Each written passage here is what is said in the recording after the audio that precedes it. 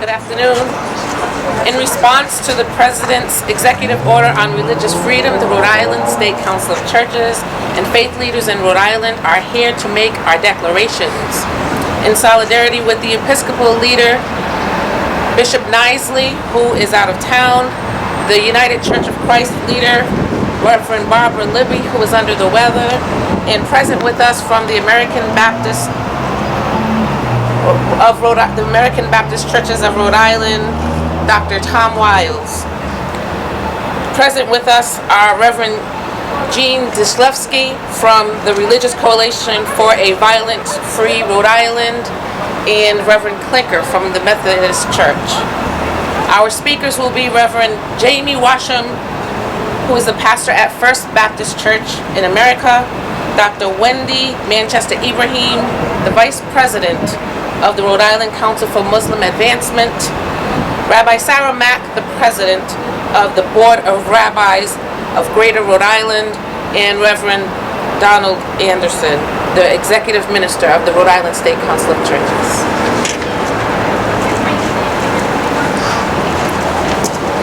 Good afternoon. It is fitting that we gather here on the steps of the First Baptist Church in America, the community gathered and founded by Roger Williams, the minister who came preaching soul liberty and demanding complete separation of church and state, both for those who did and those who did not share his religious views. Williams began this place as a settlement for persons distressed of conscience and founded this community as a place where all could pursue and experience religious freedom. Our spiritual forebears did not take kindly to living under theocrats who embraced religious liberty for themselves and yet denied it for others. And we today still uphold these freedoms because alive in our world are forces, external and internal, that would gladly strip them away. Freedom is always fragile. It can be easily given up or given over. It is a relatively modern and bold conviction to claim that people should be able to worship and believe without coercion, to practice their faith without constraint, to spread their beliefs without hindrance, or to live at peace with no such declarations at all. Our First Amendment neither inculcates religion nor inoculates against it. Americans can be loyal to the Constitution without being hostile to God. They can pay no heed to God without fear of facing a state-sanctioned inquisition. We are only free, however, so long as all are free to inhabit an equal space of personal and associative liberty in which to worship, blaspheme, or just prepare our meals. This freedom is for every one of us, and not just for those of us who believe in the same ways that we do. Baptists have never equated the voice of the majority with the voice of God, and we will stand for no such claims on this day. Freedom of faith means that we will disagree, and that is a healthy thing for us to be able to do and to still desire to live together harmoniously. Now that we are in positions of more authority, closer to the majority, we as Baptists and all faithful people must be as committed to religious liberty as our ancestors were when they were in the minority. This commitment must include people who don't necessarily believe in the same way that we do.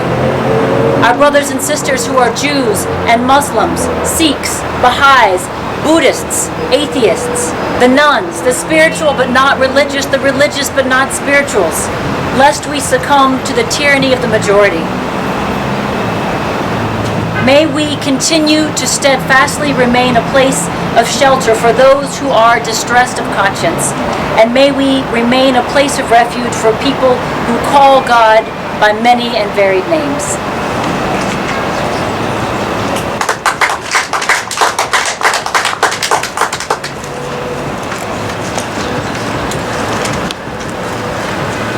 I'm honored to be here today with my esteemed colleagues, and I want to speak on behalf of the Rhode Island Council for Muslim Advancement. And I want to make aware that in these confusing times, it's sometimes hard to discern the true meanings of the words and the true impact of actions, like what is happening today with the signing of the Religious Freedom Act. I heard quotes in the news today that faith is deeply embedded into the history of this country. Yes, that is true, but deeply embedded into the history of this country is separation of church and state. I also heard quoted today that we will not allow people of faith to be bullied, targeted, or silenced anymore. As a representative of the Rhode Island Council for Muslim Advancement, I say that we do support religious freedom. We do not support religious freedom at the expense of the civil liberties of anyone.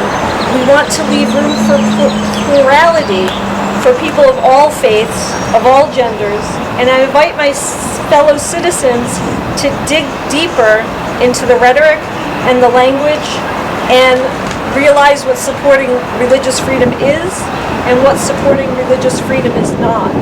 We must insist on leaving room to live in a just and pluralistic society supported by our fine United States Constitution. Thank you.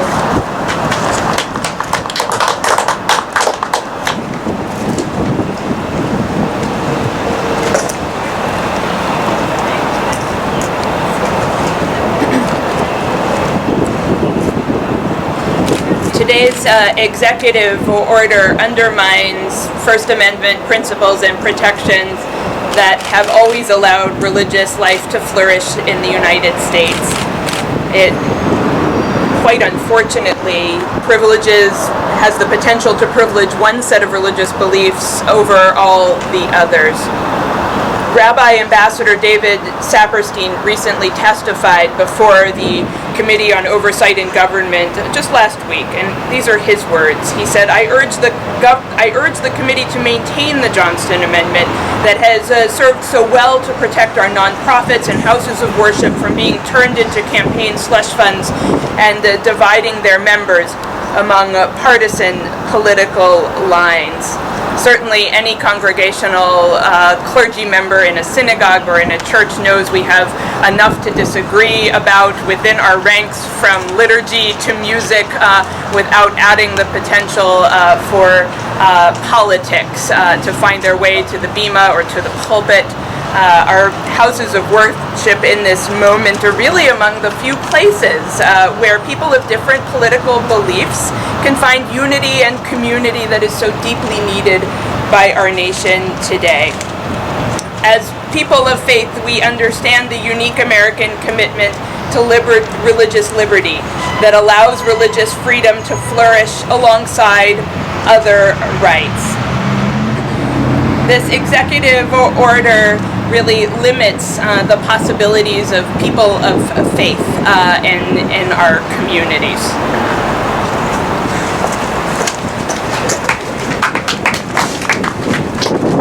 I just want to begin by thanking Reverend Washam and the First Baptist Church in America for allowing us to host this year in this very significant and momentous place. Today marks what could be the beginning of the eroding of a wall placed between church and state by our founding fathers. It all started here in Rhode Island in the 17th century. Roger Williams separated church and state. When our country amended our Constitution almost 150 years later, the First Amendment codified that separation.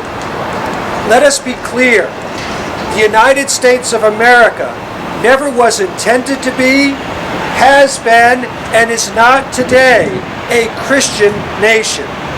Our founders intended that we would be a nation of many faith traditions, with no one tradition held in higher esteem than any other. The Johnson Amendment that was assaulted today by the President and his executive order is in place to reinforce that precious separation. Although some religious groups may hail this executive order, let us be clear. This order is clearly outside the practice that has served us so well. We call on those people of faith who embrace this order to rethink the implications of what this means. We call on the President to rescind this un-American and unconstitutional order. We call on our federal delegation and state leaders to speak out against this travesty. We call on all Americans to make your concerns known and demand a return to American values. America is a light shining on a hill. Let's not allow anyone to dim that light. Let it keep on shining. Thank you for coming and for hearing our thoughts today. Thank you.